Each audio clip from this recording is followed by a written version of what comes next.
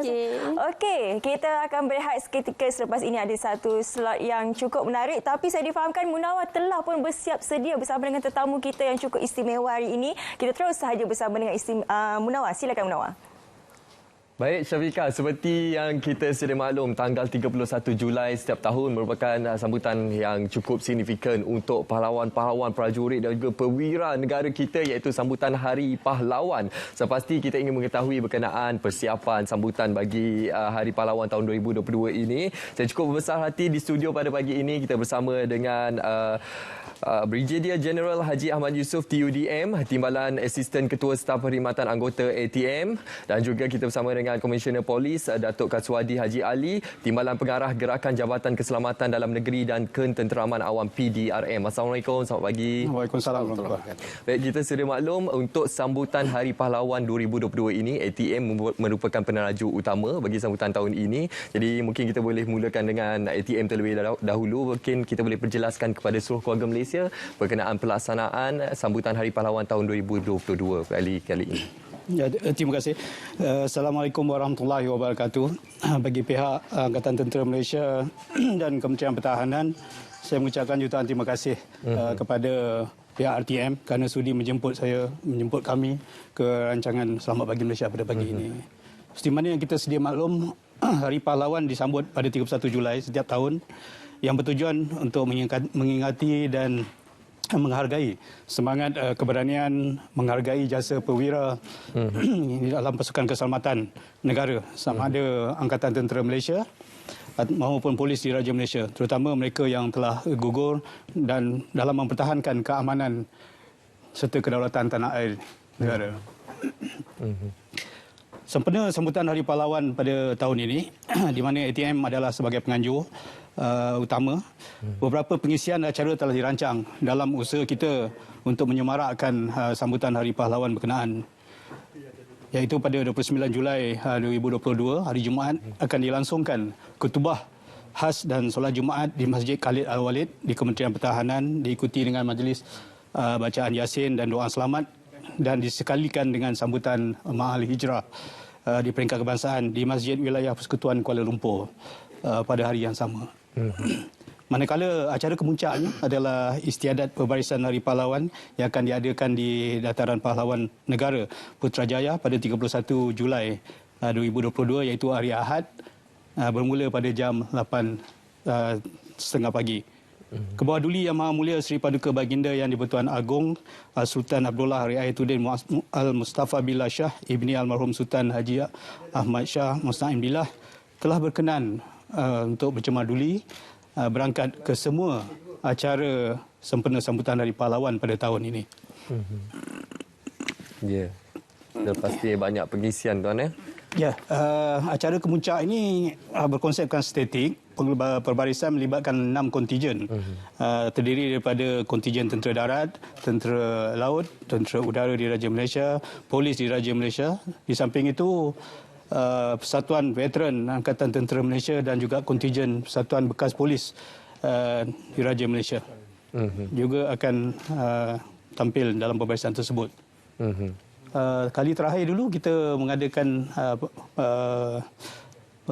sambutan sedemikian adalah pada tahun 2018. Yeah. Kemudian 2019 kita dapat mengadakan kerana faktor Jerbu, kalau kita ingat pada masa itu. Dan manakala pada tahun 2020 dan 2021 kita tidak dapat laksanakan atas keadaan negara yang berdepan dengan pandemik COVID-19. Dan Alhamdulillah pada tahun ini kita bersyukur kerana kerajaan telah membenarkan kita untuk mengadakan sambutan Hari Pahlawan. Alhamdulillah. Pastinya selepas kita berdepan dengan pandemik COVID-19 2 tahun, pastinya tidak dapat dilaksanakan sambutan Hari Pahlawan secara fizikal, dan tahun ini dapat dilaksanakan semula untuk kita memberikan semangat dan juga bagaimana kita menzahirkan keberanian dan juga jasa pengorbanan para prajurit dan juga pahlawan negara kita, yang khususnya bagi yang telah gugur di medan peperangan sebelum ini. Jadi Datuk mungkin boleh kongsikan signifikan sambutan Hari Pahlawan pada tahun ini, khususnya dalam tempoh kita berada dalam fasa peralihan akademik ini, Datuk.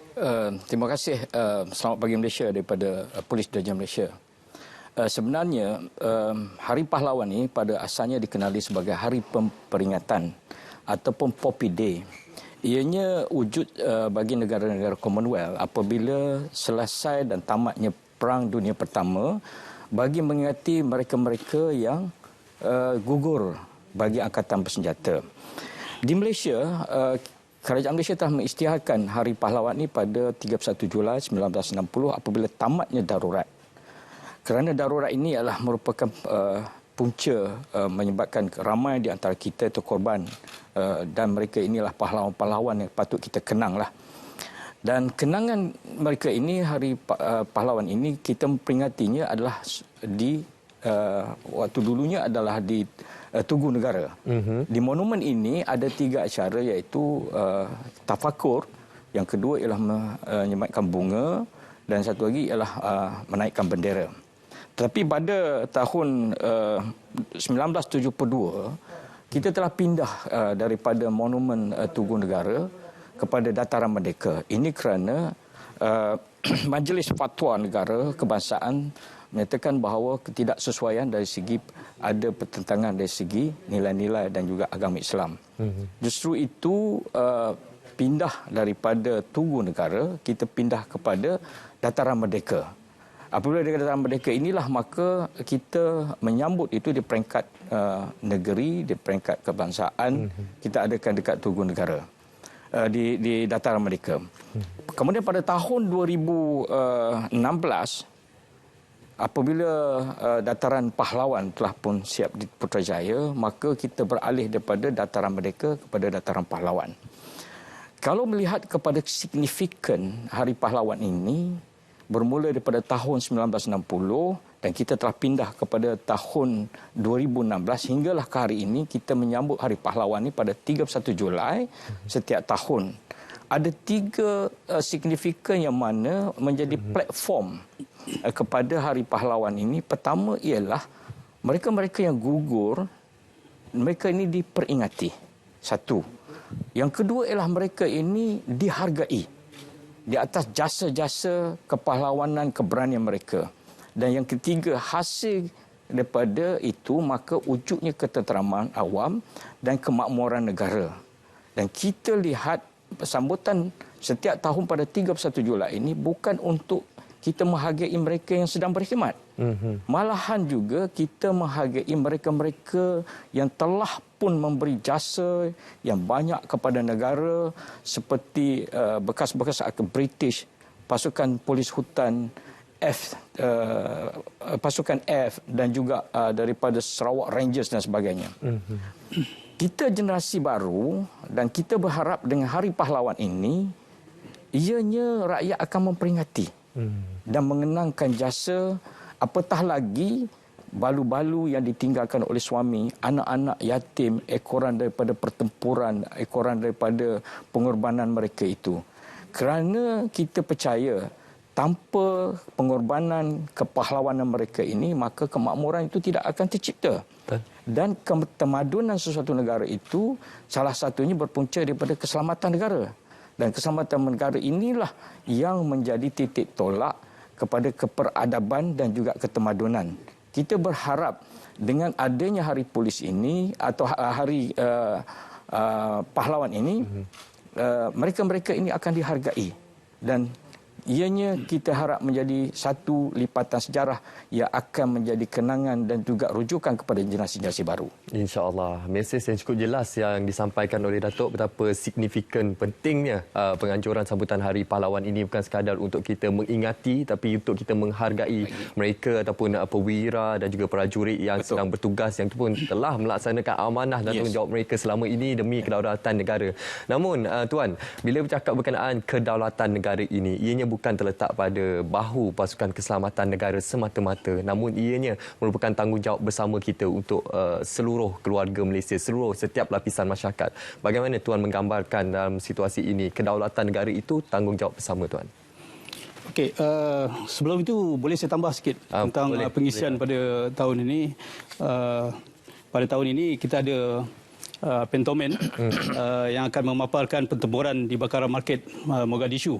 Jadi ini memaparkan keberanian pasukan keselamatan kita yang melibatkan batalion ke-19 Regimen Askar Melayu Diraja yang terlibat dalam misi di bawah Pertubuhan Bangsa-Bangsa Bersatu pada ketika itu, menyelamatkan anggota US Rangers yang telah diserang gerila pemberontak, iaitu pemimpin Muhammad Farah Aidid, di mana seorang anggota pasukan keselamatan kita, iaitu Allahyarham Korporal Mat Aznan Nawang, telah dikurniakan darjah keberanian tertinggi Persekutuan Seri Pahlawan Gagah Perkasa, dan 6 lagi anggota kita telah dianugerahkan Panglima Gagah Berani.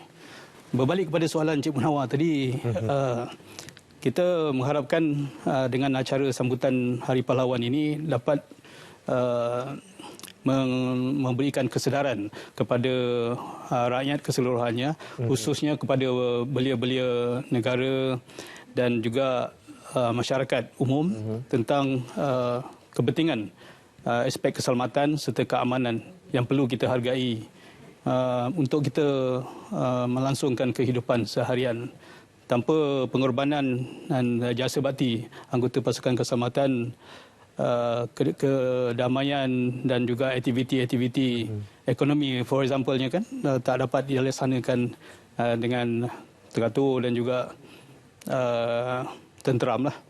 Jadi situlah belia-belia perlu menghargai jasa-jasa bakti pahlawan-pahlawan yang telah gugur, termasuk juga anggota keluarga mereka yang telah berkorban di belakang tabir, yang mendukung perjuangan perwira kita di masa lampau, dan juga sebagai motivasi kepada angkatan bersenjata yang ada sekarang, pasukan keselamatan khasnya, untuk meneruskan kesinambungan serta perjuangan pahlawan-pahlawan yang terdahulu.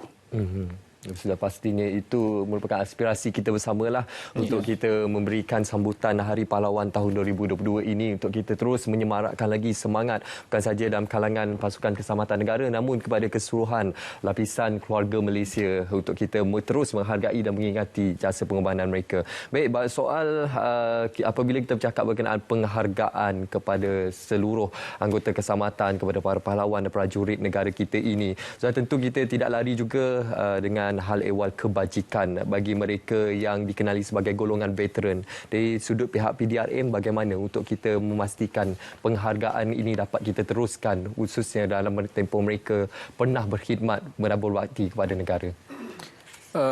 Pasukan Polis Diraja Malaysia, kita dapati bahawa ramai mereka-mereka yang telah pun bersara, berkorban dan masih lagi menabur bakti walaupun tidak secara langsung kerana mereka tidak lagi berkhidmat.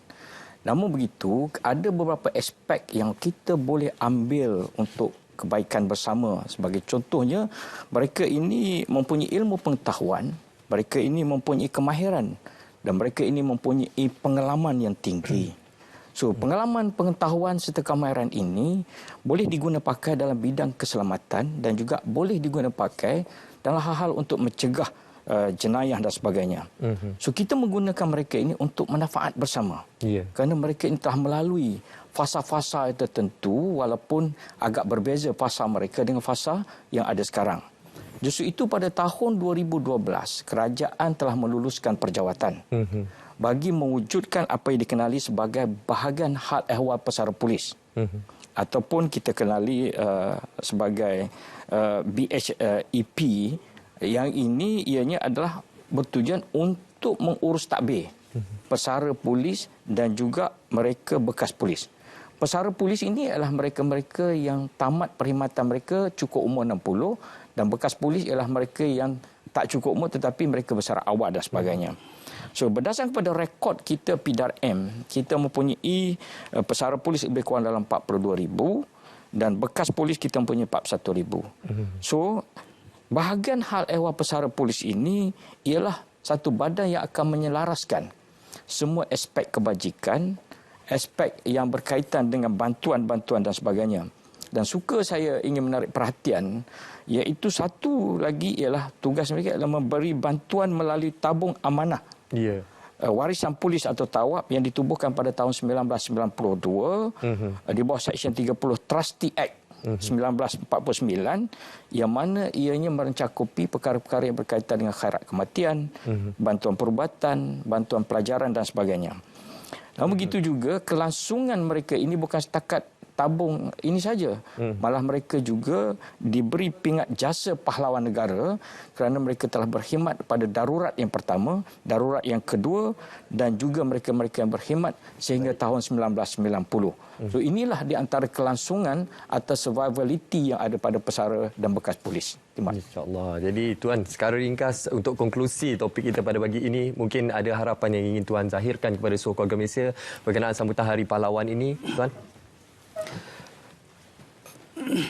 Alhamdulillah, pada tahun ini kita akan mengadakan sambutan Hari Pahlawan dan diharapkan ianya menjadi pembakar semangat kepada anggota yang sedang berkhidmat sebagai salah satu dorongan untuk berkhidmat untuk negara dengan lebih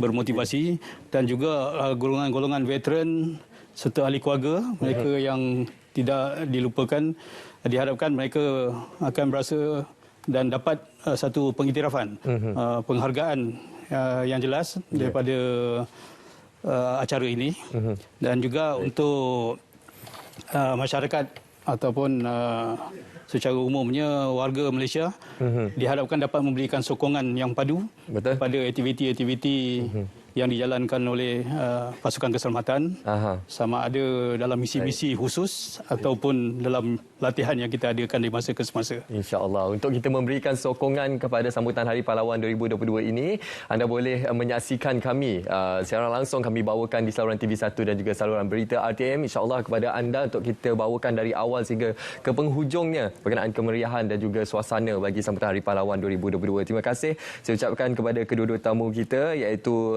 Brigadier General Haji Ahmad Yusof TUDM, Timbalan Asisten Ketua Staf Perkhidmatan Anggota ATM, dan juga Komisioner Polis Datuk Keswadi Haji Ali, Timbalan Pengarah Gerakan Jabatan Keselamatan Dalam Negeri dan Ketenteraman Awam PDRM. Terima kasih. Terima kasih. Jadi ini merupakan kesempatan yang cukup penting untuk kita bawakan kepada anda untuk sama-sama kita menghargai dan mengingati jasa pengorbanan prajurit dan juga perwira negara sempena Hari Pahlawan 2022. Kita nak berehat seketika. Kembali selepas ini kita ada satu lagi topik yang menarik untuk anda.